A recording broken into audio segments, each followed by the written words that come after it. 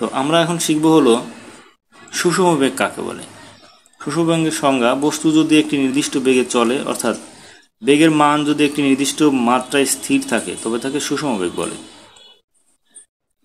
তো সুষম বেগ এবং অসম বেগ, আমরা যদি সুষম বেগটা পারি, আমরা কিন্তু খুব সহজেই সুষম বেগের সংজ্ঞাটা থেকে জাস্ট উল্টা কথা বললেই অসম বেগ হয়ে যাবে। যেমন আমরা কি বলছি এখানে, বস্তু যদি একটি নির্দিষ্ট বেগে চলে তাহলে সুষম বেগ হয়, আর যদি আমরা বলি যে বস্তু একটি নির্দিষ্ট বেগে না চলে তবে অসম বেগ হয়। এখানে অসম বেগের সংজ্ঞা আমরা বলবো, বস্তু যদি একটি নির্দিষ্ট বেগে না চলে, অর্থাৎ বেগের মান যদি একটি নির্দিষ্ট মাত্রায় স্থির না থেকে কখনো কম হয় আবার কখনো বেশি হয়, তবে তাকে অসম বেগ বলে। তাহলে আমরা এখানে শিখলাম হলো সুষম বেগ, আর এটাতে শিখলাম আমরা অসম বেগ। তো আশা করি সুষম বেগ এবং অসম বেগের সংজ্ঞা আমরা খুব ভালোভাবেই পারবো, খুব ছোট্ট এবং সহজ সংখ্যা। ভিডিওটা এখানেই শেষ করছি। সবাইকে রিকোয়েস্ট করছি, যারা আমার চ্যানেলকে এখনও সাবস্ক্রাইব করো নাই, প্লিজ সাবস্ক্রাইব মাই চ্যানেল।